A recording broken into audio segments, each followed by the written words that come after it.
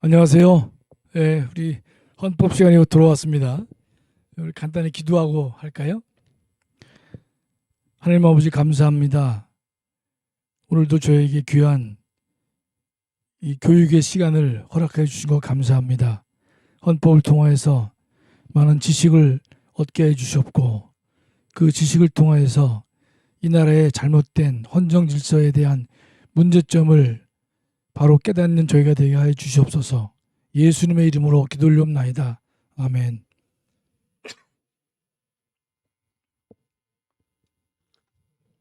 오늘은 이제 민주주의와 선거를 보겠습니다. 지난 시간에는 이제 민주주의와 정당을 봤는데요. 지금 민주주의는 민이 주인이어야 된다 이런 뜻이잖아요. 그러면 민이 주인이 된다고 했을 때 4년에 한 번, 5년에 한 번만 주인이 되는 것이 아니라 일상적으로도 국민이 주인이 되기 위해서는 국민의 의사를 매개해서 국정에 반영시키는 정당이 필요할 것이다. 그래서 우리가 정당은 민주주의의 실현과 그 불가분의 관계에 있다 이렇게 말씀을 드렸죠. 그래서 오늘은 이제 민주주의와 선거를 좀 보겠습니다. 여러분들이 선거 그러면 당연히 민주주의를 생각할 건데, 제가 책에서 써놨지만 92쪽이에요. 민주주의는 선거권 확대 역사다. 여러분, 선거권은요, 예전에는 여성에게는 인정되지 못했고, 또 일정한 신분을 가진 분들에게는 선거의 기회를 주지 않았거든요. 그러나 지금은 모든 국민들이 법상 결격 사유가 없는 한 다 선거를 치를 수 있단 말이죠. 그래서 우리가 민주주의는 한마디로 모든 국민에게 선거권을 인정하는, 또 인정하면서 그 범위를 확대시켜 온 역사다 이렇게 볼 수가 있어요. 과거에는 이따 보겠지만 신분에 따라서 일부 계층에만 이 선거권을 인정했습니다. 우리가 보면 뭐 여성에게는 인정하지 않는다든지, 또 문맹자라든지, 또는 세금을 내지 못하는 사람들에게는 이 선거권을 주지 않은 역사가 많이 있는데, 따라서 국민 전체에게 동등한 선거권을 인정하지 않고 일정한 계층에게만 선거권을 인정하는 것은요, 분명히 민주주의로 보기 어려울 것이다. 민주체제라고 보기 어려울 것이다. 이렇게 이제 우리는 볼 것이에요. 또 두 번째는 선거는요, 민주주의의 심장에 위치하고 있다.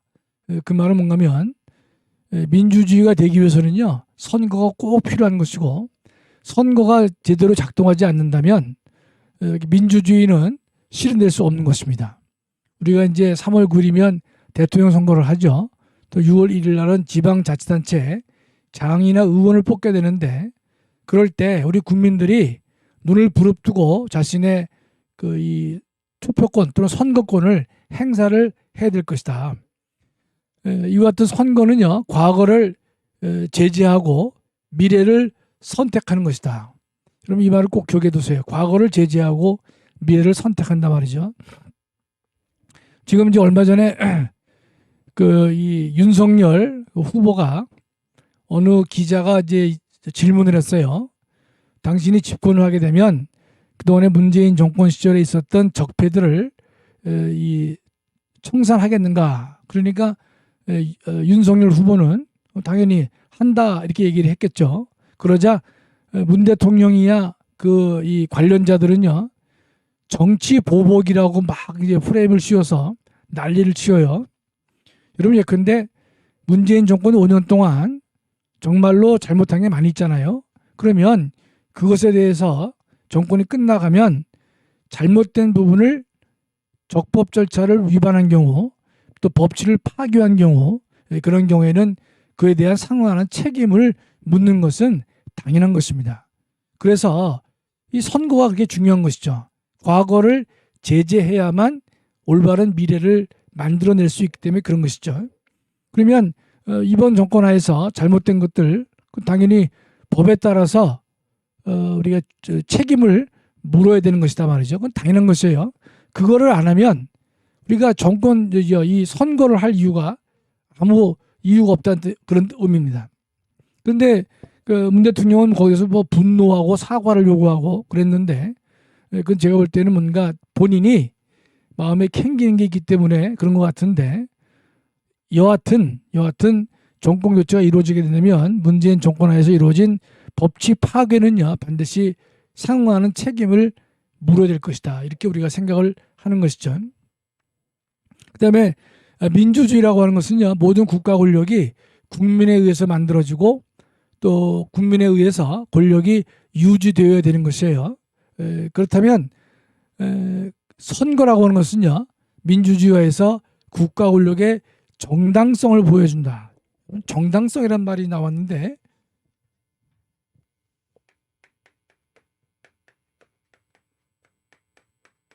정당성과 합법성은 우리가 구별해야 됩니다. 정당과 합법은 다른 거예요. 헌법학적으로 아주 명백하게 구별되는 것인데, 합법은 상위 법령에 어긋나지 않으면 우리는 합법이다, 이렇게 부릅니다. 법령에 어긋나지 않는다, 그럼 우리가 합법이라고 부르는 것이죠. 제가 이제 상위란 말을 썼는데 이런 겁니다. 어떤 A라는 행위는 이 당시에 관련된 어떤 법률에 위반되지 않는다면 합법이다, 이렇게 말할 수 있어요. 또 A라고 하는 행위가 헌법에 위반되지 않으면 합법이다, 이렇게 볼 수 있거든요. 이게 우리는 합법이라고 합니다. 그러나 정당은요, 정당성인 것은 합법성을 뛰어넘는 개념이에요. 정당성이라는 단어는 통상은 우리가 선거는 국가 권력의 정당성을 부여한다, 요 말은 1차적 의미란 말이죠. 이게 뭔가면 선거에 의해서 대통령이 만들어지거나 선거에서 국회의원이 선출되면 그 사람은요 임기 5년 동안 또는 4년 동안 국정을 담당할 수 있는 정당한 지위를 부여받은 것입니다. 그렇죠? 요걸 정당성을 인정받는다, 이렇게 말을 합니다. 그런데 좀 어려운 말씀을 드리면요, 이 합법과 정당이 충돌할 수가 있어요. 어떤 경우냐? 여러분 예컨대 5.16 혁명을 제가 예를 들어보면요, 5.16 혁명, 박정희 소장을 중심으로 해서 그 당시에 기존의 정치 질서를 무너뜨렸단 말이죠. 무너뜨려서 새로운 헌정 질서를 만들어냈어요. 그러면 이때 이 박정희 소장이 전 대통령이죠. 전 대통령이 제2공화국을 무너뜨리고 새로운 정부를 만들었어요. 새로운 헌정 질서를 만들어냈거든요. 그렇다면 박정희 대통령의 그 당시 5.16 군사 쿠데타 그 자체는요, 당시의 기존의 법령에 비춰본다면 합법하지 않습니다. 그건 분명히 위법한 행위임에 틀림없습니다.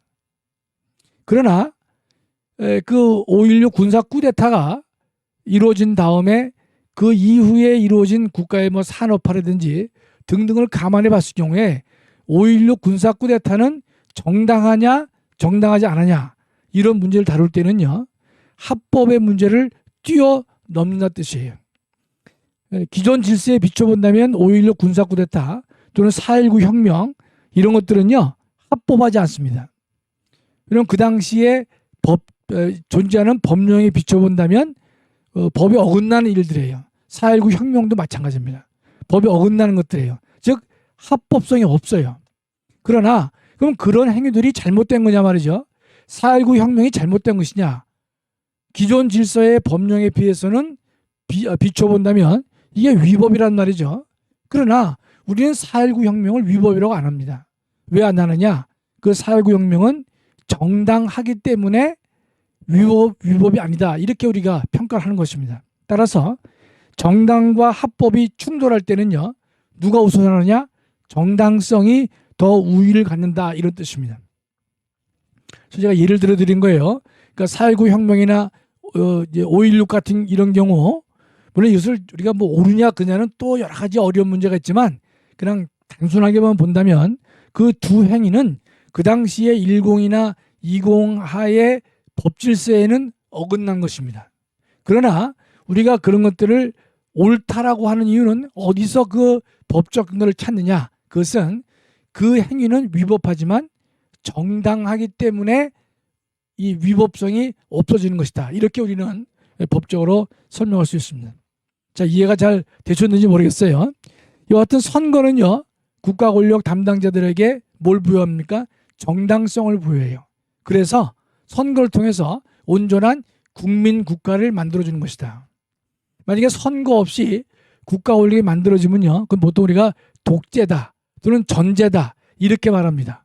그러니까 국가 권력이 우리 북한같이 김일성에서 김정일로 또 김정일에서 김정은으로 넘어올 때 보면요, 선거를 거치지 않고 자식에게 이 권력을 이양하는 형태가 됐단 말이죠. 따라서 이런 국가는요, 국민 국가가 못 되는 것이다. 국가 권력의 정당성이 없는 것이다. 이렇게 우리는 말할 수 있습니다. 또 이와 같은 선거는요, 민주주의를 정착시켜주는 것이죠. 그렇죠? 이 말은 무슨 말인가면 오늘의 다수는요, 내일의 소수가 될 수 있습니다. 반대로 오늘의 소수는 내일의 다수가 될 수 있는 것이에요. 그렇기 때문에 이 선거에 의해서 민주주의가 정착되는 것이다. 이렇게 말할 수가 있는 것이죠. 따라서 영원한 강자를 만들지 않는 것이다. 이런 뜻입니다. 그런데 우리가 이제 선거에 지금 우리나라나 외국에 보면 선거에 어떤 문제가 있느냐? 선거를 하게 되면요, 무조건 당선 제일주의가 가장 좋은, 가장 중요한 가치로 떠오릅니다. 무조건 이겨야 된다. 선거에서는 2등이 없다. 이렇게 이제 보통 이야기를 하다 보니까 좋은 상품보다는요, 팔리기 좋은 상품을 내놓습니다. 좋은 상품을 내놔야 되는데 팔리기 좋은 상품을 내놔요. 팔리기 좋은. 그럼 이해가 되시죠? 정말 근데 국회의원 같은 경우에도 정말 이 사람이 이 지역의 일꾼이고, 그다음에 지역 주민을 위해서 헌신을 많이 했고, 그다음에 그동안에 바르게 살아왔고 등등의 이 좋은 상품이 많이 있어요. 그런데 실제로요, 선거를 해보면 좋은 상품 대신에 팔리기 좋은 상품을 갖다가 내놓는 경우가 많이 있습니다. 인기 있는 연예인이라든지 또 인기 있는 여러 가지 등등의 사람들이 등장해서 좋은 상품을 이렇게 대체하거든요. 두 번째는요, 지역 감정에 우리가 매몰되면요, 나쁜 상품을 고가에 사는 결과가 됩니다. 여러분 이 말을 잘 기억해 두세요. 나쁜 상품인데 고가로 사는 우를 범할 수 있단 말이죠. 이게 지역 감정의 폐해입니다. 그래서 또 하나는 또 자금이나 조직이 없는 계층을 대변하는 사람들이 당선되기 어렵다. 이런 문제점을 가지고 있는 것입니다. 그래서 우리가 국민혁명당 같은 경우도 보면 저희가 이번에 나온 고용일 후보 보면 여러 가지 면에서 훌륭하단 말이죠. 좋은 상품이에요. 그런데 아직 우리 국민혁명당이 국민들에게 각인이 덜 됐기 때문에 팔리기 좋은 상품에 우리가 사람들이 손이 간단 말이죠. 또 질 나쁜 상품을 고가로 사다 보면요, 나중에 이제 후회를 하게 되는데 이런 것이 계속 쌓이면서 나라가 발전하는 것도 아니겠나, 이렇게 이제 생각을 하게 됩니다. 선거는 보통 5가지의 원리로 되어 있다고 그래요. 제가 이걸 좀 설명을 드릴게요. 제일 먼저 보통 선거가 있습니다. 두 번째가 평등 선거인데 여러분들이 뒤에 나오는 직접 선거다 또는 비밀 선거다, 자유 선거다, 이런 것들은 여러분이 다 쉽게 이해가 되는데, 보통 선거와 평등 선거에서 특히 보통 선거란 말을 잘 몰라요.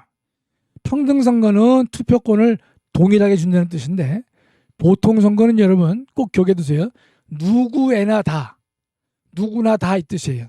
누구나 다 선거에 참여가 보장되는 선거, 이게 보통 선거입니다. 그러면 이걸 좀 더 구체로 말씀드리면요, 사회적 신분이라든지 또는 재산이라든지 지위와 관련 없이 모든 사람에게 선거권을 인정하는 원리, 이게 보통 선거입니다. 반대말은요, 제한 선거가 되는 것이에요. 제한 선거. 그러니까 우리가 역사적으로 보면요, 여성이기 때문에 투표권을 인정 안 했어요. 또 여성에게 투표권을 인정하더라도요. 남성은 21세, 여성은 23세 또는 30세 이렇게 더 많은 나이를 요구했거든요. 그 다음에 문맹자들에게 이 선거권을 인정 안 한 경우가 많습니다. 그 당시도 이런 이제 얘기를 해요.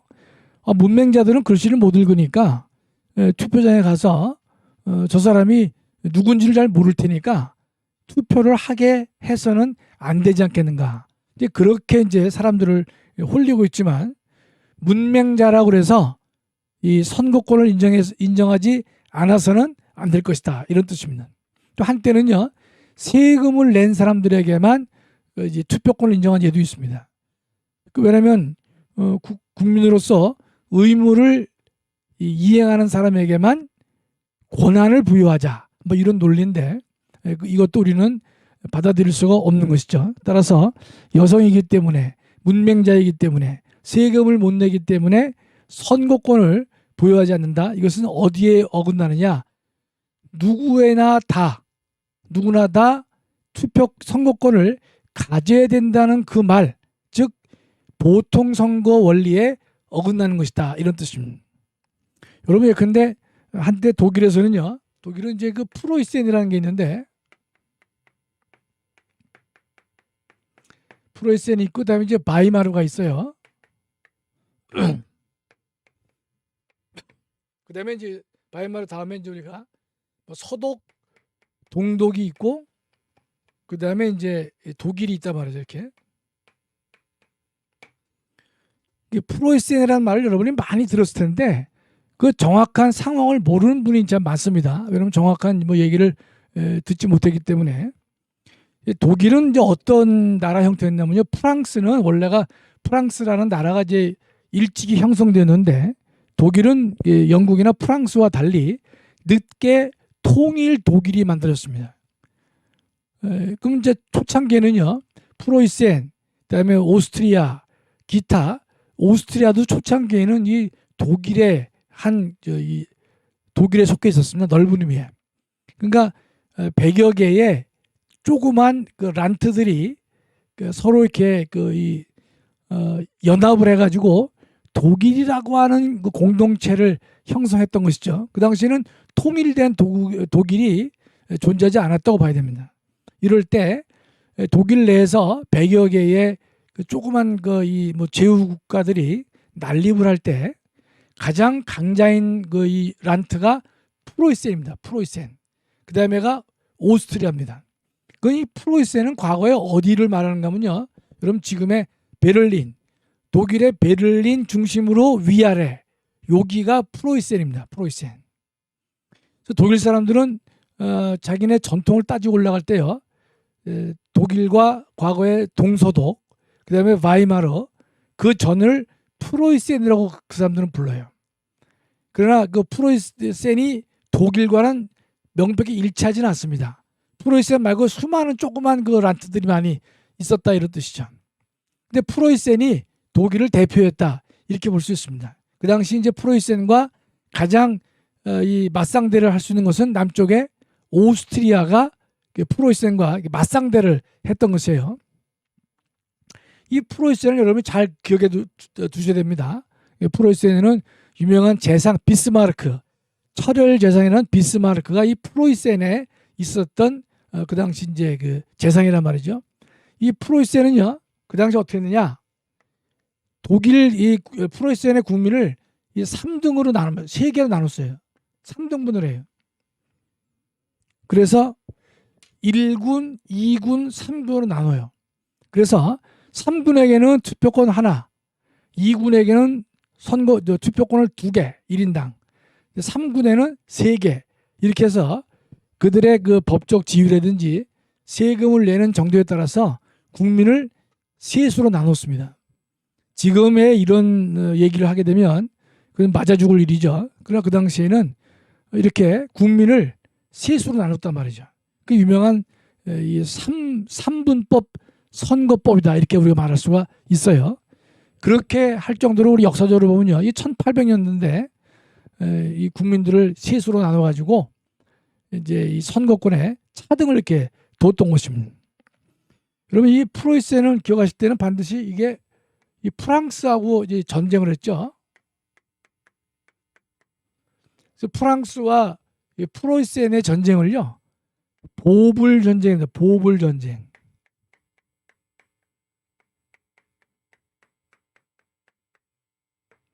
여러분 역사책에 보면 보불 전쟁이라는 말이 나와요. 요거를 여러분이 이제 이게 보불 전쟁이 뭔가? 그럼 이것은 불은 불란서를 말하는 거고, 보는요 이 프로이센을 말합니다. 그래서 프로이센과 프랑스가 싸워서 프로이센이 이깁니다. 그래서 이제 프랑스 그 당시 이제 이 공화국의 이 대통령이 이제 그 당시는 군주였었는데요.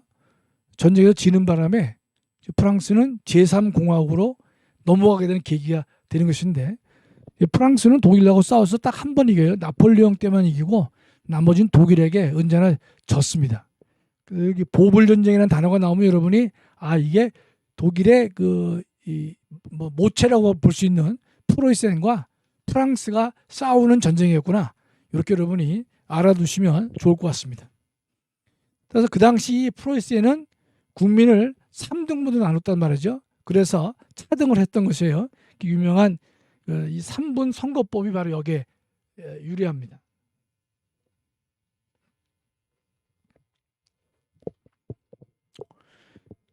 그러면 이 보통 선거는요, 여성이기 때문에, 문맹자이기 때문에, 세금을 못 내기 때문에 선거권이 부여되지 않았던 이 모든 것으로부터 해방을 시킨 것이 뭡니까? 바로 보통 선거 원리가 되겠습니다. 따라서 이 보통 선거에 대해서는요, 이 예외를 누구나 다 이 선거에 참여가 보장돼야 되는 요구이기 때문에 이것에 대한 예외는 대단히 이 제한적일 수밖에 없다, 이렇게 봅니다. 그래서 이 선거권에 대한 제한은요, 다른 제한은 있으면 안 되고요. 뭐만 있습니까? 연령에 의한 제한이 거의 유일합니다. 연령에 의한 제한은 정당화되지만 다른 경우는 안 된단 말이죠.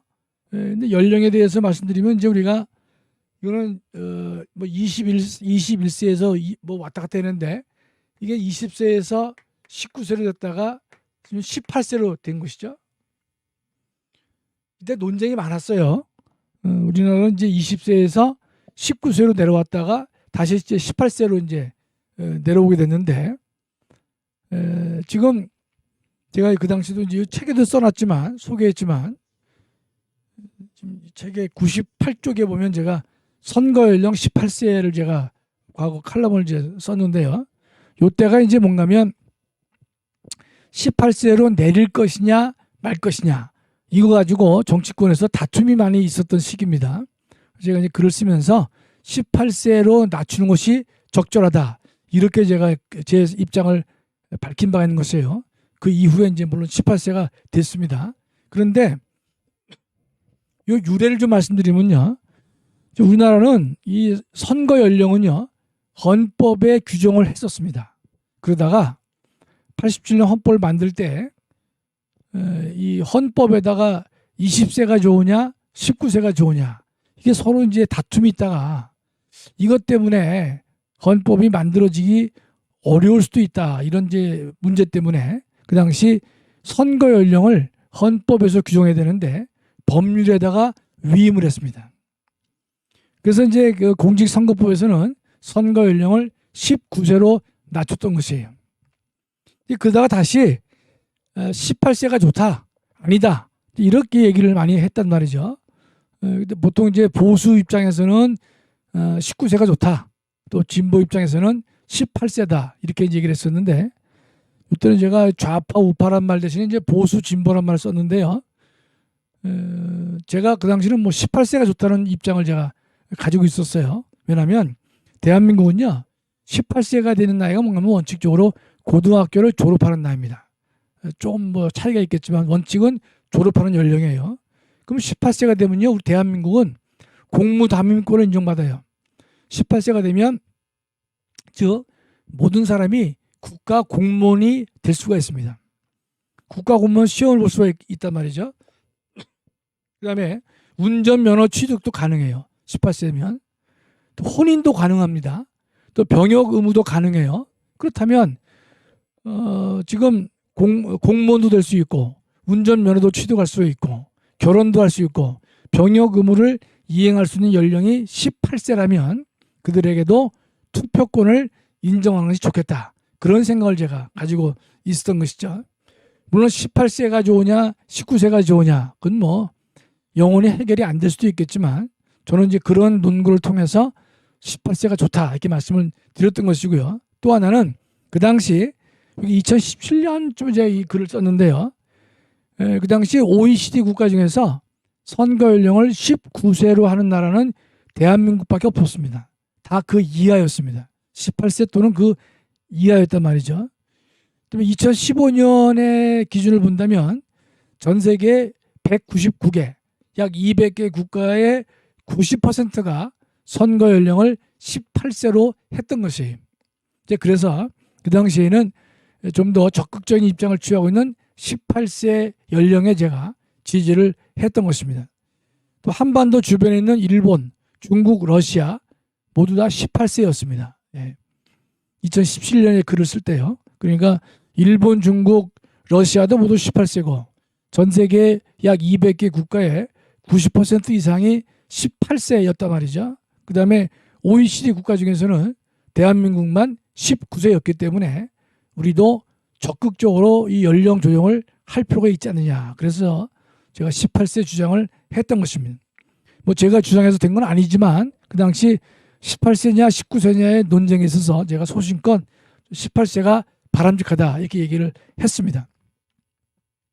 그 다음에 여러분이 이제 하나 알아둬 줄게요. 수용자.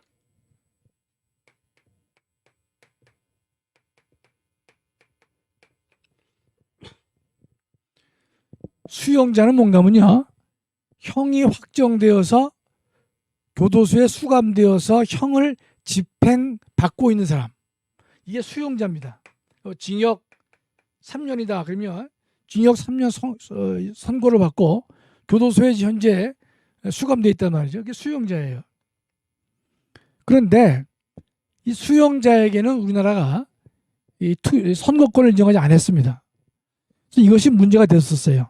그래서 헌법재판소에서는 여러 가지 이제 그 첫 번째는 결정은 이 수용자에게 선거권을 인정하지 않는 것 정당하다 이렇게 결정을 내렸었는데 그 다음번에는 한 7년이 지나서는 아니다.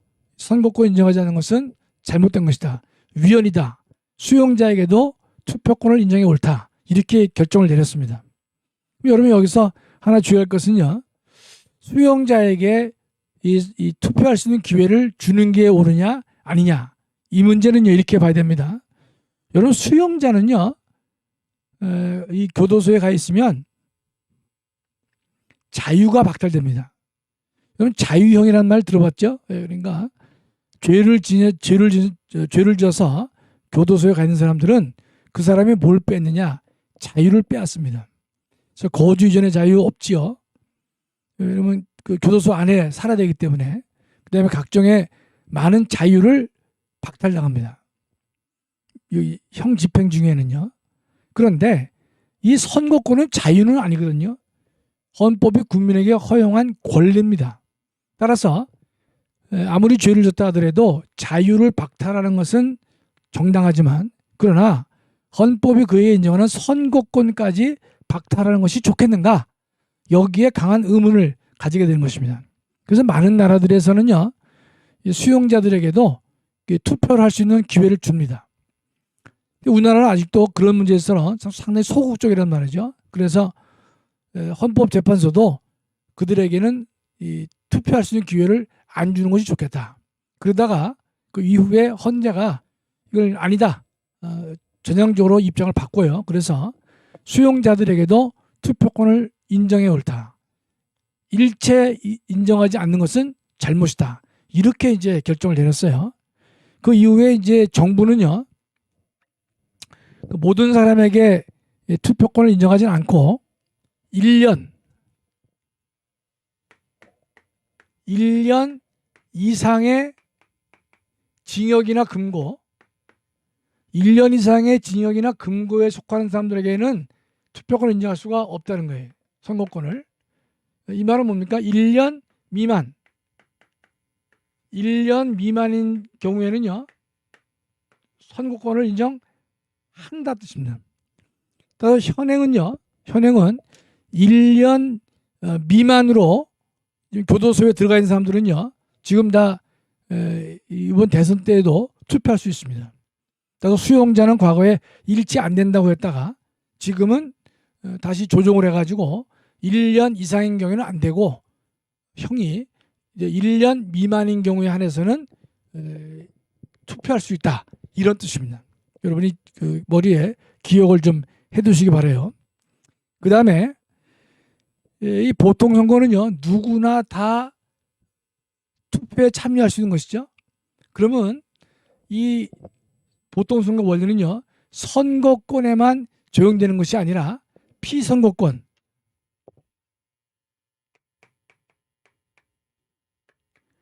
피선거권에도 보통선거 원리는 적용되어 옳다. 이런 뜻입니다. 따라서 여러분 지금 이제 대통령이 되려면 3억을 기탁해야 돼요. 그다음에 시도지사는 5천만 원 뭐 이렇게 되어 있습니다. 그러면 만약에 대통령 후보로 나오려면 100억을 기탁해라. 100억. 그러면은 100억을 가진 사람은 대통령 후보가 될 수 있지만 100억이 안 된 사람은 대통령 후보가 될 수가 없거든요. 그렇다면 모든 사람이 동등하게 피선거권에 참여할 수 있는 기회가 개인의 재력 때문에 차별을 받을 수 있습니다. 그렇죠? 누구나 다 공직의 후보로서 나갈 수가 있는 것이 보장돼야 되는데 과도한 기탁감을 거기다 제시하게 되면 있는 사람은 후보자가 될 수 있지만 재력이 없는 사람들은 후보가 될 수가 없어요. 그렇죠? 따라서 이 보통선거 원리는요. 선거권에만 적용되는 것이 아니라 피선거권에도 당연히 적용되는 것이다. 이렇게 보는 것입니다. 따라서 피선 자격을 정할 때 과도한 기탁금을 정하는 것 이거는 우리가 보통선거 원리에 위반된다. 이렇게 우리가 말을 하는 것이에요. 그 다음에 무소속으로 나오는 사람에게 근데 지금 뭐 1,000명, 2,000명 정도의 추천을 요구하도록 되어 있는데 무소속 후보는 10,000명의 추천을 받아오라. 그렇게 법으로 정한다면요. 10,000명의 이 추천자의 서명을 받는 것은 사실상 매우 어렵거든요. 그러면 그것은 많은 사람에게 공직 후보가 될 수 있는 기회를 단념하는 것이 되기 때문에 모든 사람이 다 원한다면 공직 후보가 될 수 있는 기회를 제한하고 있는 것이죠. 그래서 이건 우리가 어디에 어긋나느냐? 보통선거 원리의 위반이다. 이렇게 우리가 말할 수가 있는 것입니다.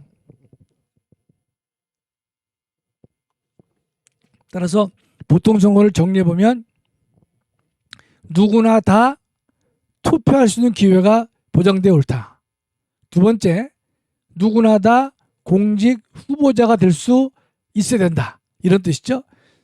그런데 지나치게 공직 후보가 될 수 있는 기회를 박탈한다면 그것은 보통선거 원리에 위반되는 것이다. 이렇게 우리가 말할 수가 있습니다. 제가 요새 보니까 제가 잘 보지는 않지만 지금 헌법을 공부한 다음에 이제 뭐 몇 명이 이걸 받느냐 이걸 이제 가끔 보게 되는데요. 요새 보니까 이 구독률이 매우 약합니다. 그래서 지금 헌법 시작한 지 꽤 됐는데 제가 강의를 잘 못해서 그런가 이런 이제 반성도 해보지만 여러분들이 지금 대선 전국이라 그런지 이 참여율이 매우 떨어져요. 여러분 예컨대 다른 바쁜 일이 있는 건 몰라도 우리 청교도 신학교 학생들은 반드시 꾸준히 공부를 하셔야 됩니다. 나중에 여러분 이제 학기말 시험을 볼 때 제가 이제 이 공부한 내용을 가지고 이제 시험을 볼 텐데 여러분 그때 가서 벼락치기로 공부하지 마시고 그 다음에 또 그때 가서 이게 뭐 너무 어렵다, 쉽다 이런 불평하지 마시고 꾸준하게 공부를 좀 많이 하셨으면 좋겠어요. 그래야지 잘못하면 여러분 이 졸업하는데도 마이너스 될 수 있습니다. 제가 예전에 이제 그 대학에서도 보면 이 졸업 사정회 때 늘 다퉈요. 교수들끼리. 어떤 사람은 졸업 시험을 한 번 기회를 더 주자. 어떤 사람은 안 된다. 똑같이 다 학생들을 사랑하는 것이죠. 한 번 더 주자는 분들도 사랑하는 것이고, 이거 쉽게 해주면 학생들이 공부를 안 하기 때문에 허락하면 안 된다. 이렇게 이제 갈등을 빚은 기억이 많이 납니다. 정답은 없습니다. 정답은 없지만 여러분, 근데 나중에 이거 청교도 신학교 하실 때 헌법 때문에 여러분, 근데 이 졸업에 어려움이 생기면 안 되겠죠. 그렇기 때문에 열심히 하십시오. 꾸준히. 네. 공부는요, 이 미루어서 한꺼번에 하시면 안 됩니다. 꾸준히 그때 하고 또 잊어버리고 또 그때 하고 잊어버리고 이렇게 하셔야만, 꾸준히 해야만 되는 것이에요. 한꺼번에 하려면요, 양이 너무 많아서 여러분 포기하기가 쉽습니다. 또 재미없어져요. 그러니까 꾸준하게 여러분이 하시면 좋겠습니다. 사족이었어요. 두 번째, 평등선거입니다. 보통 선거는 누구나 다 이 선거권을 가져야 옳다, 이 뜻이죠. 누구나 다. 여러분 항상 생각하실 때 여성, 문맹자, 또 세금을 못 내는 사람, 이걸 생각하시면 되는데, 이 평등선거는 뭔가면 모든 사람에게 표를 주되 뭡니까? 한 표씩 한 표. 또는 동등하게 주래. 동등하게. 다르죠? 모든 사람에게 표를 줘야 된다. 그 말은 보통 선거의 요구사항이고, 한 표씩 줘야 된다. 이건 평등선거의 요구사항입니다. 그러면 이 평등선거가 요구됨으로 인해서 어떤 그 요구사항이나 다른 결과가 만들어지는지 좀 보겠습니다. 여러분, 예전에는요, 우리가 이제 1700년도 또 1800년도 그럴 때는요, 이런 이제 이 J.S. 밀이라고 하는 유명한 이 자유론을 쓴 학자죠. 유명한 분인데, 여기 좋은 이 답변이 올라왔네요. 현재 나라 현상이 복잡해서 정신적으로 혼란되어 급한 뉴스로 몰리네요. 충분히 이해됩니다. 예. 지금 나라 꼴이 말이죠. 절대로 질 수 없는 선거인데 지금 어렵게 지금 이길 수밖에 없는 선거로 되고 있기 때문에 정말 짜증나죠. 뭐 공부할 마음도 안 생길 수 있어요. 네, 그건 제가 충분히 이해합니다. 예. 우리 집사람이 그 TV를 보다 보면 우리 집사람이 뭐 흥분해가지고 자꾸만 이제 뭐라 그래요. 우리 박권사가 뭐 욕도 안 하는 사람인데 막 그냥 뭐 죽일 놈 살릴 놈 해요. 근데 저는 이제 거기에서 말을 안 하니까 우리 집사람이 하는 말이, 당신은 저런 데서 왜 말을 안 하고 있냐는 거예요. 답답해서. 제가 답답하지 않아서 말을 안 하는 게 아니라, 말을 꺼내기 시작하면 이게 제가 참을 수가 없을 정도로 이 상황이 혼란스럽고 짜증나기 때문에 계속 이제 마음으로 입을 안 열고 꼭 좀 참고 있단 말이죠. 우리 또 주변에서 보면 저 잠을 잘 못 자겠다, 뭐 그런 분도 많아요. 나라 꼴이 좀 엉망이죠. 우리가 전과 사범이 뭐라 그럽니까? 지금 대장동 사건의 몸통이 윤석열이다. 살다 이런 뻔뻔스러운 인간을 내가 보길 처음입니다. 그렇죠?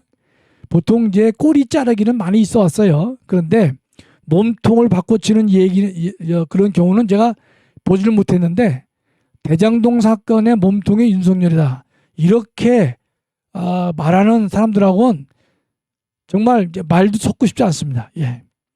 약간의 차이를 가지고, 근데 우리가 선거 연령이 18세가 좋으냐, 19세가 좋으냐, 뭐 이런 거 가지고 우리가 서로 논쟁할 수 있잖아요.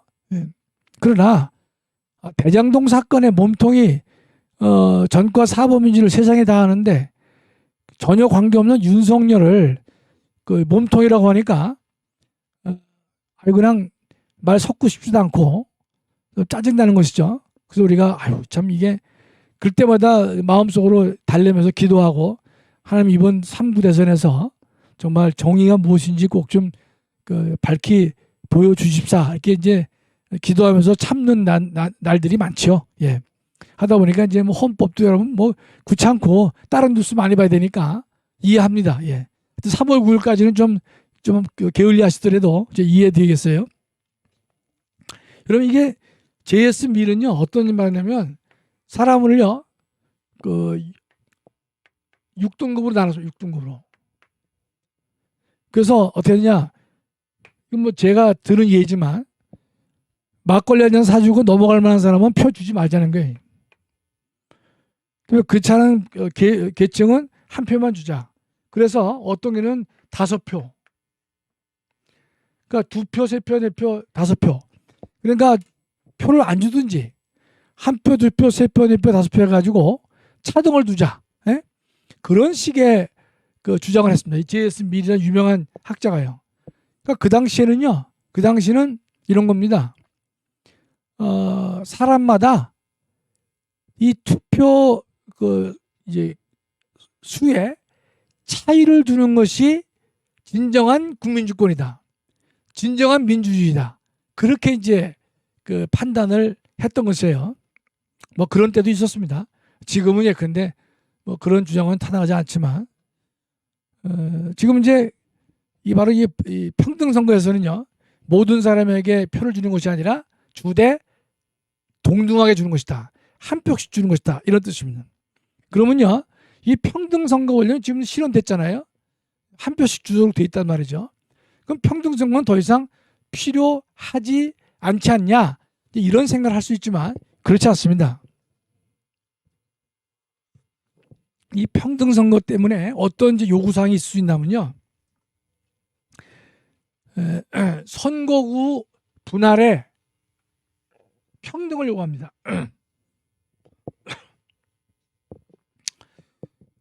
선거구 분할, 즉 합리적인 선거구 분할을 해달라 이게 요구할 수 있어요. 예를 들어서 여러분 A 선거구는 50만 명이에요. A 선거구는 50만. B 선거구는 20만이다. 그럼 여러분 이게 왜 부당하냐? 50만 선거구에서도 국회의원이 하나 나오고 20만에서도 한 명이 나와요. 그러면 A 선거구 주민들도 딱 한 표예요. B 선거구도 한 표입니다. 그러나 이 한 표가 갖는 실질 가치에 차이가 있습니다. 그렇죠? 2.5배 차이가 나죠. 2.5배. 즉 B 선거구의 주민 한 사람이 갖는 표는 똑같이 한 표지만 그가 갖고 있는 실질 가치는 A 선거구의 주민보다는 2.5배, 2.5배가 더 커지는 것이죠. 그렇죠? 따라서 이것은요, 뭐에 어긋나느냐? 평등 선거의 취지에 어긋나는 것이. 1차적으로 형식적으로 한 표란 것은 달성됐어요. 평등 선거 원리가. 그러나 그 한 사람이 갖고 있는 실질 가치가 다른 사람보다 2.5배가 된다고 하면요. 이것은 평등 선거 원리에 위반이 될 것이다. 이렇게 우리가 보게 되는 것입니다. 그렇죠? 따라서 합리적인 선거구 분할을 요구할 수밖에 없다. 이렇게 우리가 볼 것입니다.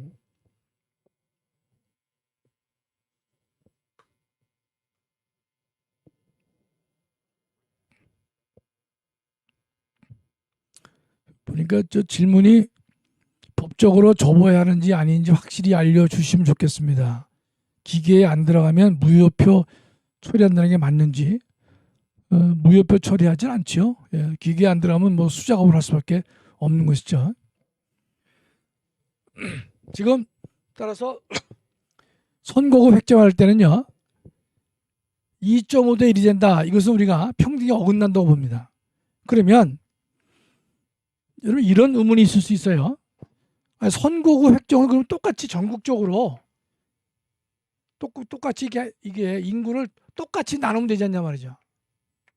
똑같이 20만으로 다 나눈단 말이죠. 예를 들어서 똑같이 나누면 되는데 어떤 데 보면요. 어떤 데는 20만이고 어떤 데는 30만이 있어요. 30만. 그럼 1.5배 아닙니까? 그러면 이게 평등 선거에 어긋난다. 이렇게 볼 수 있잖아요. 그러나 여러분 이게 있습니다. 이 인구 편차에 의해서 선거구를 나눌 때 원칙이 뭐냐? 2대1을 넘으면 안 돼요. 2대1 넘으면. 다만 2대1이 안 되면 그것은 이 평등선거 원리의 위반이 아닙니다. 다시요. A 선거구와 B 선거구, 전국 선거구를 나눴을 경우에 2대1의 편차가 되면, 그러니까 20만이면 여기가 40만이 되면 안 됩니다. 40만. 40만도 안 돼요. 2대1이니까. 여기는 분명히 작아야 돼요. 38만은 돼야 됩니다. 이렇게. 그러면 여러분 봤을 때 한 20만하고 38만 차이가 큰데 왜 40만은 안 되고 38만은 되느냐? 뭔가면 이 선거구 분할을 할 때요. 선거구 분할할 때 1대2가 이상이면 안 됩니다. 이상이면 안 되는 뜻이에요. 그러나 1대2 미만이면 그거는 평등선거의 위반이 아니라고 보는 것입니다. 왜 그런가 하면요. 여러분 예컨대 선거구를 나눌 때 기계적으로 20만을 나눌 수가 없어요. 그건 불가능해요. 여러분 예컨대 우리가 이제 서울에서도 지금 이제 뭐 서초구들 뭐 여기 성북구 예를 들어볼까요? 성북구에 이제 국회의원이 제가 2명인가로 알고 있는데 그러면 여기 동들이 많이 있잖아요. 그러면 장위동과 뭐 무슨 동을 어떻게 합치느냐, 어떻게 분리하느냐 그것이 결코 쉽지가 않습니다. 그렇기 때문에 전국 평균을 낼 때 최저와 최고를 정하면요. 2대1이 넘지 않으면 다 합헌이다. 이렇게 보는 것입니다. 여기서 2대1을 넘으면 왜 위헌이냐? 이거는요. 철저하게 2대1 넘으면 안 돼요. 왜냐하면 그것은 한 사람이 두 사람의 몫을 할 수 있기 때문에 안 되는 것이에요. 기준이 바로 거기 있습니다. 그러니까 한 사람이 이 선거구에 한 사람이 다른 선거구에서 두 사람 몫을 한다. 그거는 평등이 어긋납니다.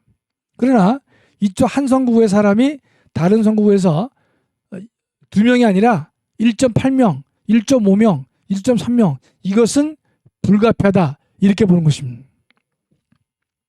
그래서 우리가 여러분들이 머릿속에 2대1이 넘으면 안 되는 이유는 한 선거구에 한 사람이 다른 선거구에서 두 사람 몫을 하면 안 되기 때문에 그런 것이다. 이렇게 여러분이 기억을 하셔야 될 것 같아요. 그래서 이제 예전에 보면 이 선거구 획정할 때 보면 뭐 여러 가지 이제 말이 있게 되는데 특히 이제 강원도 사람들이 여기에 불만이 많지요. 강원도는 지금 인구는 작은데 구가 이제 이 뭐 홍천구, 화천구 하다시피 독립된 구가 많습니다. 그러면 인구 20만으로 나눠서 하다 보면요. 4개의 구가 합쳐야만 하나의 선거구가 될 때가 많이 있어요. 뭐 화천군, 화천구, 그다음에 화천군, 철원군 뭐 이렇게 해서 4개의 군이 합쳐야만 20만을 충족하는 경우가 많이 있거든요. 그렇기 때문에 예외를 인정해달라. 이렇게 이제 강원도 분들이 그 예외를 많이 요구해요. 그러나 저는 예전부터 지금까지 마찬가지지만 그건 예외를 둘 수가 없습니다. 그래서 할 수가 없어요.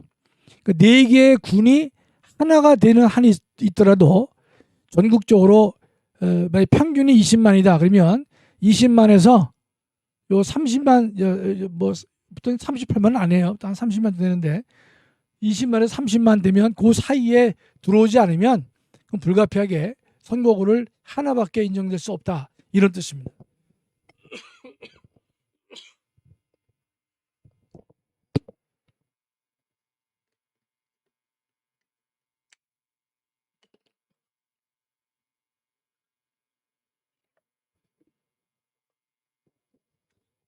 그래서 미국에도 알래스카가 여러분 매우 크지 않습니까? 매우 크지만 인구가 적어요. 그래서 하원 의원의 할당수도 작습니다.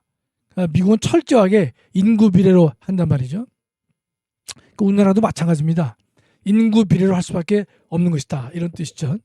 그래서 4개의 군이 하나의 선거가 된다 하더라도 그거는 뭐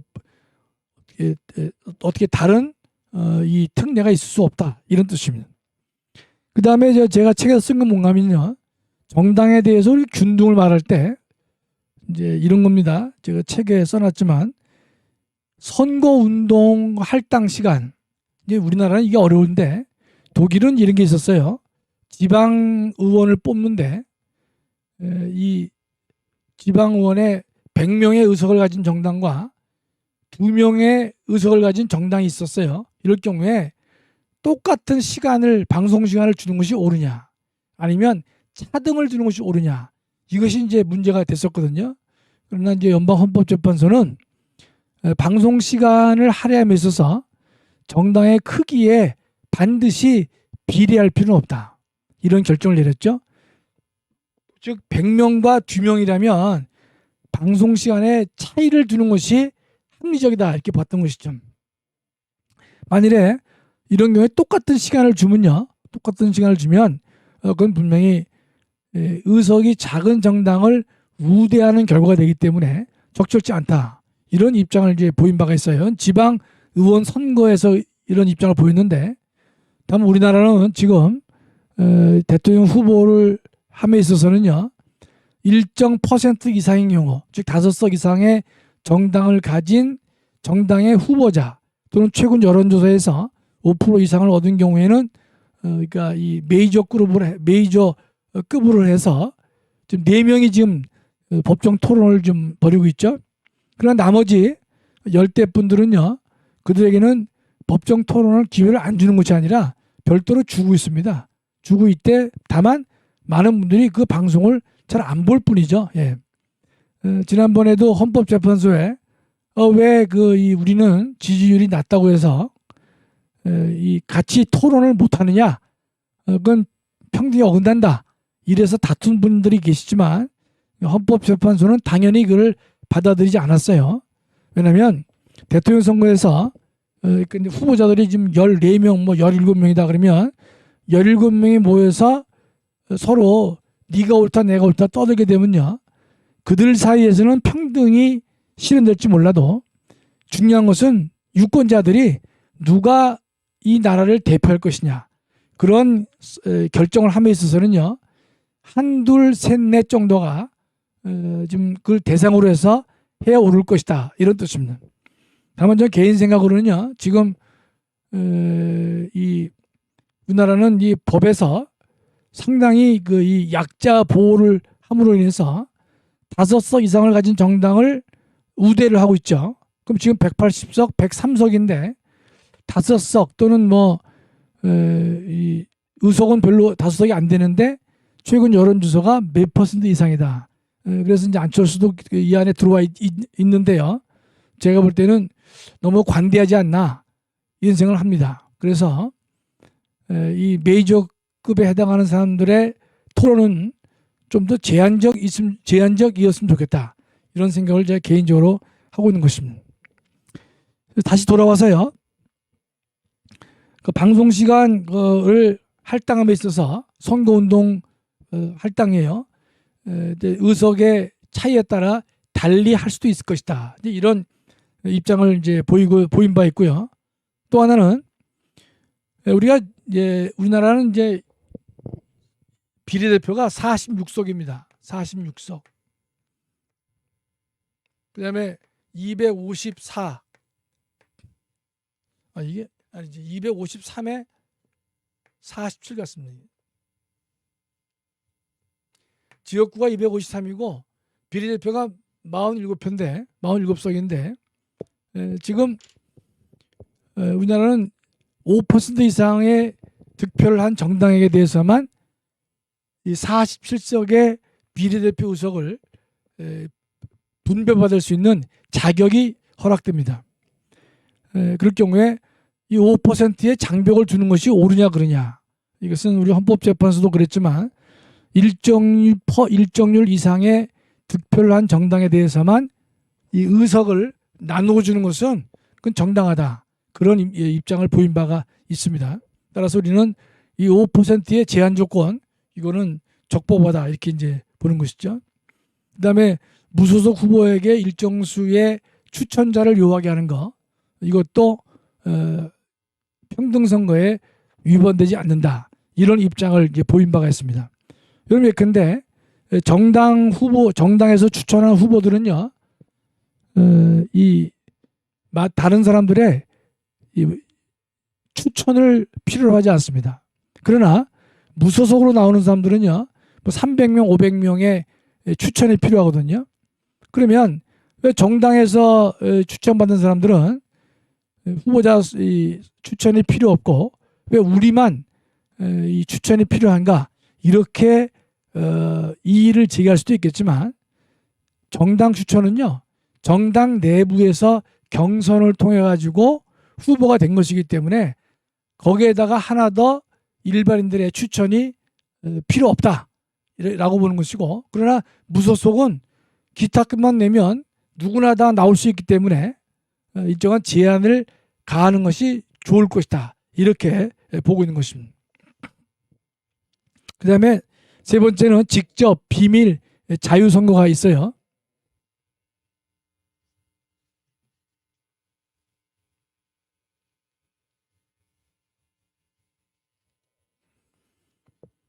그 직접 선거는 제가 책에다 썼어요.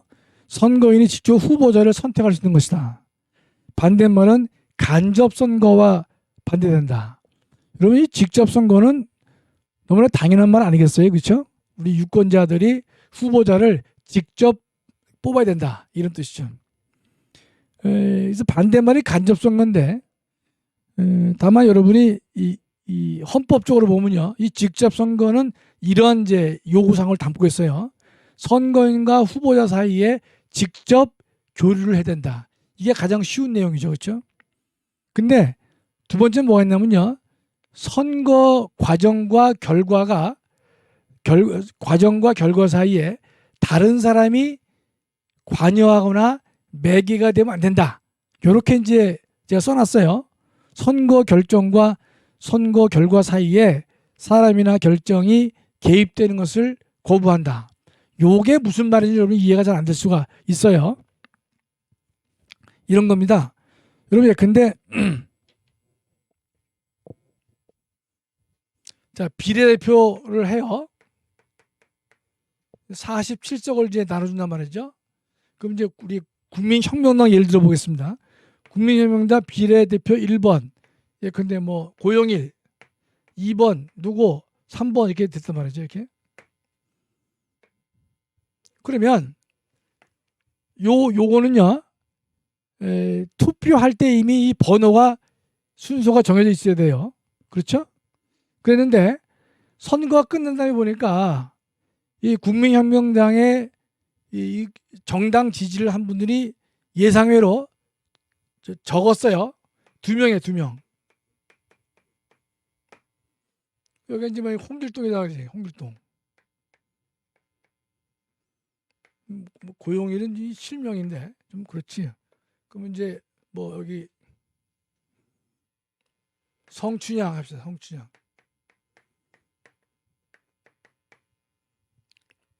여기가 3번째는 누구나 이도룡, 이몽룡. 처음에는 1, 2, 3번이 모두 비례대표 국회의원이 될 거로 봤어요. 그랬는데 막상 뚜껑을 여니까 둘밖에 안 될 것 같아요. 그럴 때 이 3번하고 2번을요, 순서를 나중에 바꿀 수 있겠느냐? 바꾸면 안 되겠죠. 그렇죠? 처음에 이 번호를 정해진 게 있으면 이 번호를요, 사후에 바꾸는 것은 안 된단 말이죠. 이걸 뭐라고 말하느냐? 이게 바꾸게 되면요, 직접 선거 원리에 어긋난다라고 보는 것입니다. 왜 직접 선거에 어긋나느냐? 우리 유권자들은요, 이 명단을 보고 송춘향, 홍길동, 이몽룡, 이걸 이 번호 순서를 본 다음에 번호 순서를 보고서 꼭 하는 건 아니라 할지라도 번호를 보고 투표를 했단 말이죠.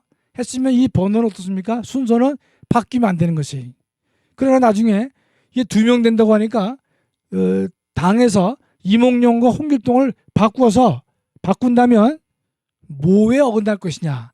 이거는 직접 선거 원리에 어긋난다. 이렇게 우리는 설명을 하는 것입니다. 이해가 되시죠? 근데 미국 대통령은 재밌어요. 거기는 직접 선거를 안 합니다. 미국은 오랜 전통인데, 그러니까 미국 국민들은 각 이 선거인단을 뽑습니다. 선거인단을 선출하고 그 다음에 그 선거인단이 다시 모여가지고 대통령을 선출합니다. 그랬는데 아마 미국 역사상 이제 민주당에서 대통령 선거인단으로 당선된 사람이 민주당을 안 찍고 반대인 공화당을 찍거나 그 반대인 경우는 몇 건 없다고 그래요. 다가 믿고 합니다. 믿고. 법적으로 강제하지 않고 믿고 한다 그래요. 미국의 오랜 전통인데, 그래서 이제 여기에 많은 문제가 있죠. 그래서 이 유권자들이 대통령을 직접 뽑아야 되는데 직접 뽑지 않고 중간에 선거인단을 뽑은 다음에 그들이 다시 최종적으로 대통령을 선출할 수 있도록 하는 미국의 제도는요, 이론적으로는 좀 매력이 없습니다. 그러나 세계 최강국의 미국이 이걸 하고 있기 때문에, 또 오랜 전통으로 내려왔기 때문에 뭐 이런저런 말하고 싶지는 않지만 논리적으로는 좀 매우 미흡하다. 또 하나는 여러분 잘 아시는 표에서는 이기고 선거에서는 지는 그런 결과도 만들어집니다. 지난번에 힐러리도 보면 표에서는 힐러리가 이겼는데 그러나 선거 결과는 트럼프가 이기게 되는, 이런 선거인단을 독식하다 보니까요, 전체 국민의 지지는 더 많이 받았지만 결론적으로 대통령이 되지 못하는 그러한 시스템을 가지고 있어요. 이건 뭐 우리 한해 한계지만 미국은 나름대로 그걸 전통으로 생각해서 아마 고칠 마음이 없든지 아니면 고치는 것이 불가능하기 때문에 그냥 유지하는지 뭐 그런 상황인 것 같습니다. 그 다음에 두 번째는요, 비밀 선거가 있죠. 요거는 뭐 알다시피 내가 누구한테 찍었는지를 제3자가 알 필요가 없다. 이건 뭐 반대말은 이제 공개 선거가 될 것이에요. 그런데 이 비밀 선거를 해야만 선거인들에게 자유가 보장될 겁니다. 그렇죠? 공개 선거를 하게 되면요, 자유롭게 투표할 수가 없겠죠. 따라서 우리가 이 비밀 선거의 요구 때문에 자신이 기표한 투표지를 공개하면 안 됩니다. 공개하게 되면 그 투표지는 무효가 되는 것이에요. 그 다음에 이 자유선거가 있는데 이건 선거권을 강제할 수 없다. 여러분 이제 외국에 보면 투표 당일날 투표를 안 하면요, 일정한 과태료를 또는 벌금을 매기는 경우가 있어요. 그럴 때 뭐 벌금 뭐 5만 원, 10만 원 매겨서 투표를 독려하는 것이 있는데, 우리 헌법 이론적으로는요, 기권도 본인이 자유롭게 선택할 수 있다, 이렇게 볼 수밖에 없기 때문에 이 선거권 행사를 강제하는 것은요, 그건 적절치 않다, 이렇게 말씀을 드리겠습니다. 두 번째는 다수대표제가 있고 비례대표제가 있어요. 우리나라는 다 있습니다. 우리나라는요, 둘 다 있어요. 그러니까 253개의 지역에서는 다수대표제, 그 다음에 47에서는 비례대표.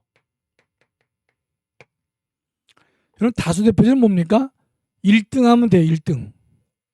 우리나라도 대통령 선거를 보면요, 절대 다수가 아니라 상대 다수를 우리는 취하고 있습니다.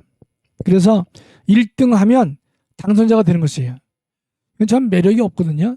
그래서 우리가 프랑스와 같이 결선 투표를 인정하자, 이렇게 이제 요구하게 되는데, 프랑스는 어떻게 하면 1차에서 투표를 해요. 그 다음에는 이제 1등이 과반수가 안 되면 1, 2등을 놓고 다시 결선 투표를 합니다. 그러면 그 결과 1등 된 사람들은요, 과반수 투표를 하게 마련해요. 우리나라는 이 결선 투표가 없으니까요, 잠깐만 후보 단일화 문제가 발생합니다. 만일에 우리나라에서도 지금 결선 투표가 있으면요, 뭐 안철수, 뭐 윤석열 단일화 노력할 필요도 없어요. 1, 2등 하면 뭐가 됩니까?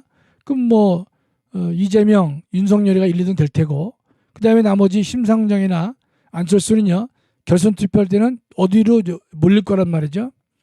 단일화 이 노력이 필요 없는데 결선 투표가 있으면요, 저희 나라는 결선 투표를 인정하지 않고 있어요. 그러나 앞으로 이 결선 투표가 저는 꼭 필요하다고 보는 것이죠. 그러면 이 다수 대표제는요, 1등만 하면 되는데 이 다시 두 가지죠. 하나는 상대 다수가 있고 절대 다수가 있어요. 절대 다수는 과반수를 얻어야 됩니다. 과반수를. 반면에 상대 다수는요, 그냥 1등만 하면 되는 것이. 그러니까 우리나라 대통령 선거 여기 속하죠. 그래서 국민의 50%의 지지를 받지 못한다 하더라도 1등만 하면요, 그를 전체의 대표로 볼 수밖에 없는 상대 다수 대표제를 가지고 있습니다. 국회의원도 마찬가지예요. 다 우리는 상대 다수를 가지고 있습니다. 제가 볼 때는 이 대통령 선거만은 결선 투표를 인정해서 절대 다수 대표제로 우리가 이 변경이 돼야 옳다, 이런 생각을 가지고 있습니다. 두 번째로는요, 이 비례대표는 어떤 뜻인가 이런 겁니다. 이제 국회의원 선거를 보면요, 1번, 2번, 3번, 뭐 5번까지 있어요. 그러면 1번은 30% 얻었습니다. 30%. 2번은 뭐 20%, 뭐 15%, 뭐 10%, 뭐 쭉쭉 얻을 수 있잖아요. 근데 이 사람이 1등은 30% 얻었기 때문에 이 사람을 우리가 그 선거구에서 대표로 생각합니다. 대표. 그러나 이 사람을 지지 않은 사람이 전체가 얼마 되는죠? 70%가 이 사람을 지지 않은 거예요. 그러니까 이 A는, 이 1번은요, 1등을 했지만은 그 지역 주민들에 의해서 보면 70%가 그를 지지 않았습니다. 그런데도 그 사람을 그 지역의 대표로 본다, 또는 국민의 대표로 본다. 여기에 문제가 있는 것이죠. 따라서 이게 전국적으로 보면요, 253개의 선거구를 보게 되면 1등한 사람만 국회의원이 되는 것이고 2등부터 꼴등까지는요, 이게 대표가 될 수 없습니다. 그러나 2등부터 그 마지막 등수까지의 던져진 표를 합산해 보면요, 과반수를 훨씬 넘습니다. 자, 이와 같은 문제점들이 있는 것이 뭡니까? 이게 다수대표제의 문제예요. 다수대표제. 결정적인 문제가 되는 것이죠. 즉 다수대표제는 뭐가 많이 나옵니까? 한마디로 사표가 많이 나옵니다. 사표가. 보세요. 주민의 70%가 이 사람 지지하지 않았는데 이 사람은 그 지역의 대표가 되는 것이고 또 전 국민의 대표가 된단 말이죠. 과연 이런 시스템이 과연 바람직하냐. 그래서 비례대표라고 하는 것이 등장한 겁니다. 비례대표.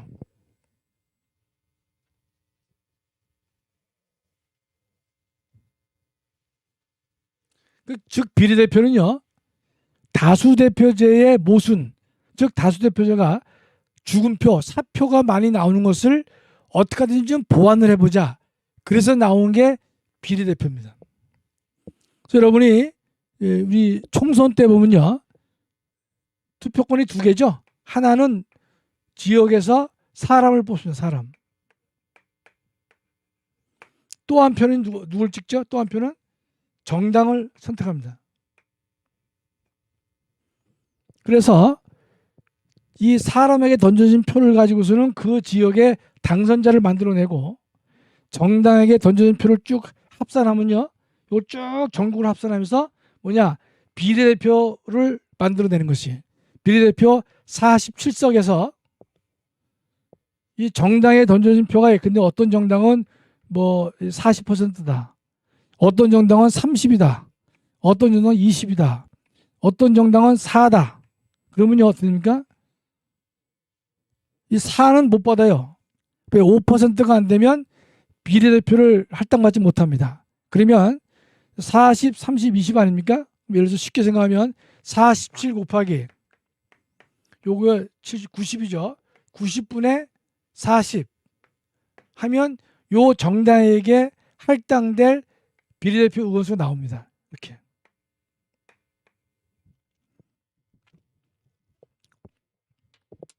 그래서 47석을 나눠 가진 것입니다.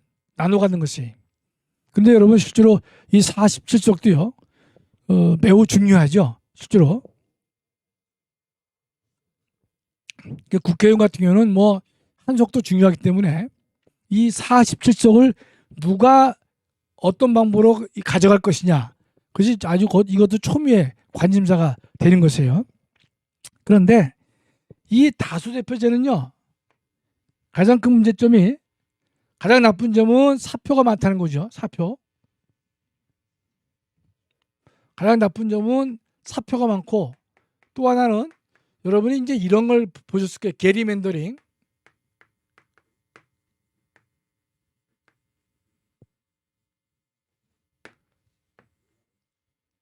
이 게리맨더링 이게 뭔가면 자의적인 선거구 분할을 말해요. 선거구 분할. 자의적으로 선거구를 이렇게 분할하는 것이에요.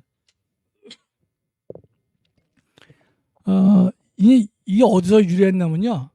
게리라고 하는 이제 그 주지사가 자기가 이제 선거에 나오는데 자기한테 유리한 지역만 뽑아가지고 자기 선거구를 만든 거예요.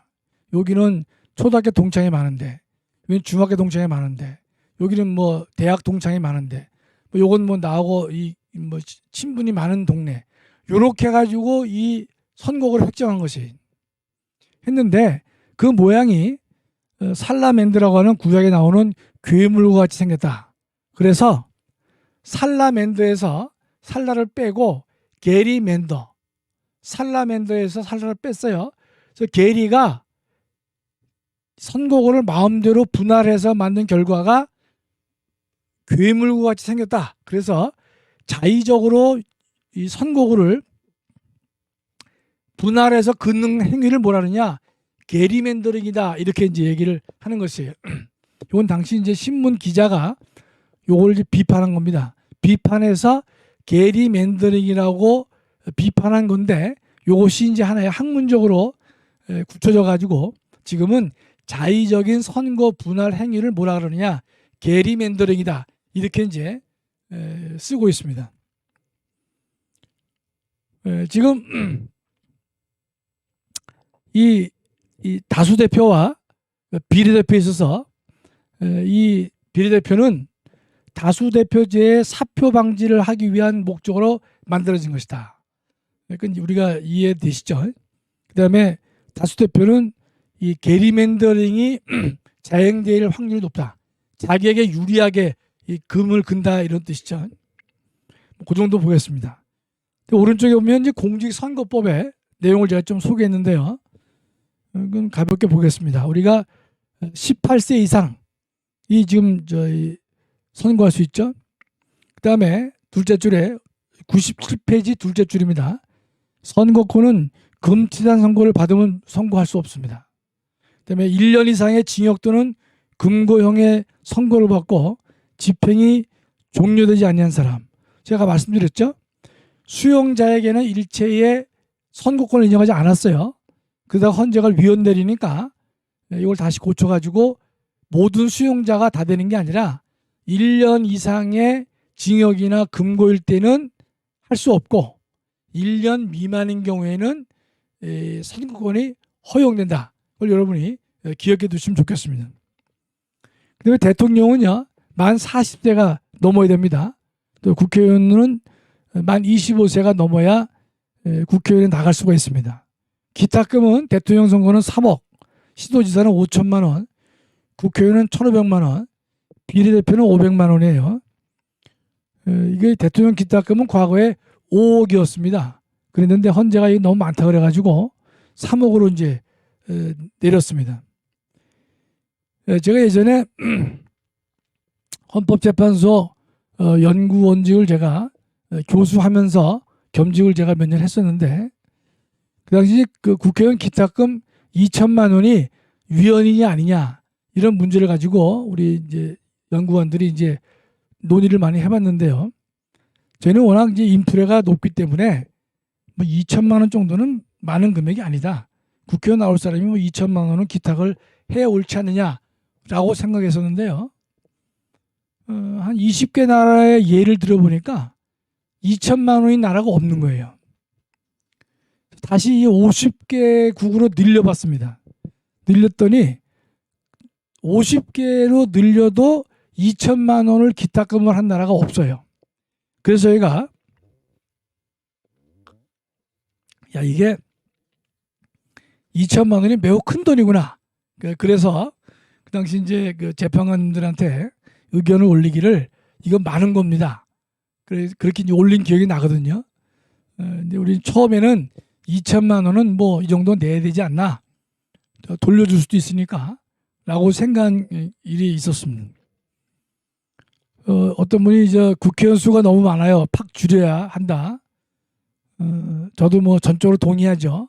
할 일 없이. 하여튼 대한민국 국회의원은요. 우리 OECD 국가 중에서 한 뭐 10여 개국 나라를 비교해 보면 정말 의무는 다하지 않고 혜택은 엄청 많습니다.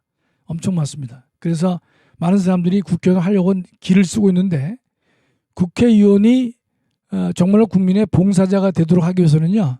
지금보다 숫자도 줄여야 되고 그다음에 거기에 딸린 식구들이 많거든요. 뭐 7명인가 뭐 보좌관 비서들이 거기 동원되는데 제가 볼 때는 제대로 일을 못하고 있는 것 같아요. 하다 보니까 뭐 인원도 막 줄이자는 견해가 많고 그다음에 이 혜택도 줄여야 된다. 그런 주장들에 뭐 저도 전적으로 동의를 하는 것이죠. 그다음에 현재 그 이 선거에 있어서요. 대한민국 국민이 아닌 사람은 선거운동을 못합니다. 그 외국인은 선거운동을 못해요. 18세 미만의 미성년자도 못합니다. 그다음에 국가공무원과 지방공무원 선거운동 못합니다. 공무원은 선거운동 못해요. 다만 국립대 교수들은 선거운동을 할 수가 있습니다. 그건 이제 예외로 되어 있죠. 그다음에 여기 뭐 통반, 통장, 반장 등 이런 사람들도 선거운동을 할 수 없도록 법이 규제를 하고 있습니다. 그다음에 선거는요 기표 방법을 하는데 1인 1표다. 요거는 이제 한 사람에 대해서는 투표한다 이런 뜻이겠죠. 실제 우리가 국회의원 선거에서는 1인 2표가 되죠. 하나는 사람을 뽑고 하나는 정당을 선택하는 그런 방법을 가지고 있습니다. 투표 시간은 6시부터 저희 6시까지다. 이번에 알다시피 코로나 확진자가 많이 늘어서 6시부터 8시까지는 그 사람들을 별도로 투표하게 하겠다. 이런 이제 법을 개정했어요. 그건 뭐 올바른 거로 생각하고 6시에서 6시입니다. 그다음에 사전 투표도요. 6시에서 6시다. 지난번에 너라에서 방송할 때 저는 못 봤는데 저희 집사람이 제가 이런 말을 하니까 이제 의문을 표시한 분이 계셨어요. 무슨 말인가면 사전 투표는요. 오전 10시에서 4시까지였습니다. 원래가. 오전 10시. 옛날에 그랬습니다. 이걸 갖다가 6시에서 6시로 다 바꿨습니다. 그럼 이 오전 10시에서 오후 4시는요. 왜 헌법재판소가 위헌 내렸냐면 이런 겁니다. 오전 10시에 하게 되면요. 근무하다가 저 투표하러 가야 되니까 좀 마음이 급하단 말이죠.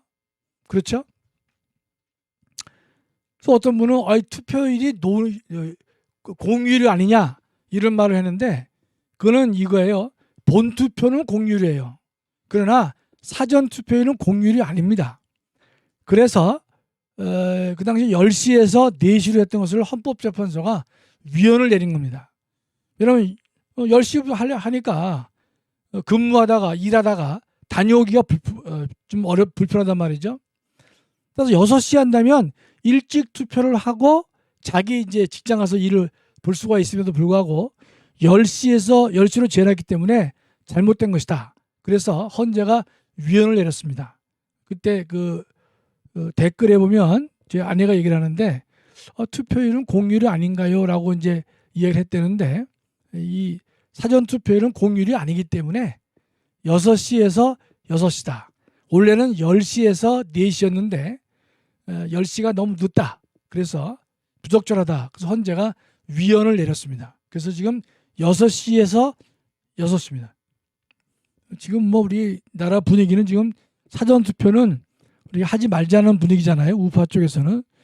저도 그래서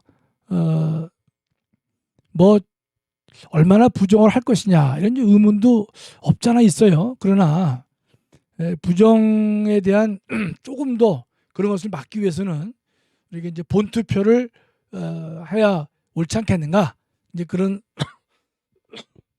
얘기들이 있고 저도 뭐 본투표를 하려고 합니다.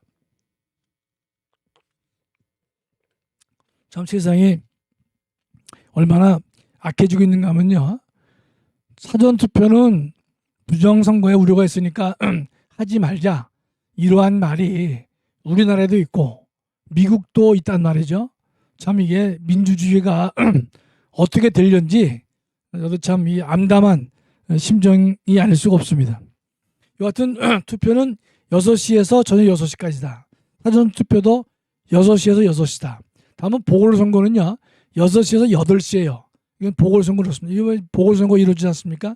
이거는 6시에서 8시가 됐는데 다만 이제 본투표 같은 경우에도 확진자 때문에 6시에서 8시까지도 뒤로 2시간을 늘렸다 이런 뜻입니다.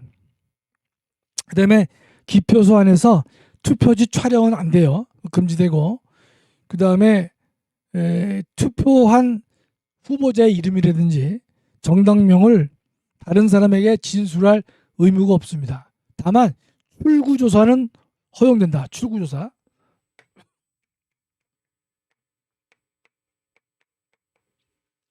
이 출구조사는 뭔가면 이제 투표한 다음에 100m인가요? 그 떨어진 장소에서 지금 누구한테 투표하셨습니까? 라고 묻는 것을 이제 방송에서 취재하는 것을 말해요. 이거는 뭐 허용된다. 이렇게 이제 우리가 보고 있는 것이죠. 그래서 우리가 3월 9일 대선이 끝나게 되면 보통 우리가 개표하면 바로 출구조사가 나오지 않습니까? 근데 출구조사가 틀린 적도 있었지만은 그러나 상당 부분은 이제 이게 일치하고 있어요. 그 다음에 자신이 기표한 투표지를 내가 누구를 찍었다 이걸 공개하면 안 됩니다. 공개하면 그 투표지는 무효로 처리가 되는 것입니다. 지금 뭐 제가 오늘 할 거는 대부분 다 했고요.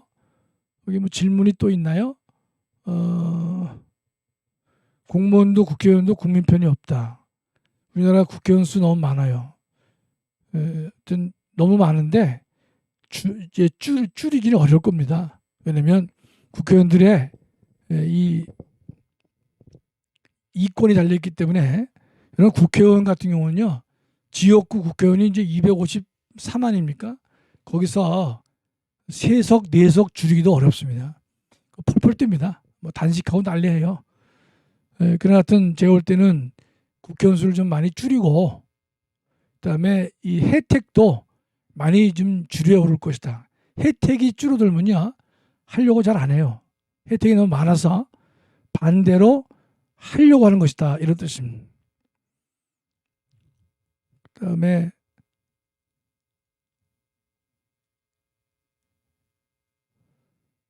요즘 특례시는 어떤 기준인가? 무슨 말인가 모르겠네.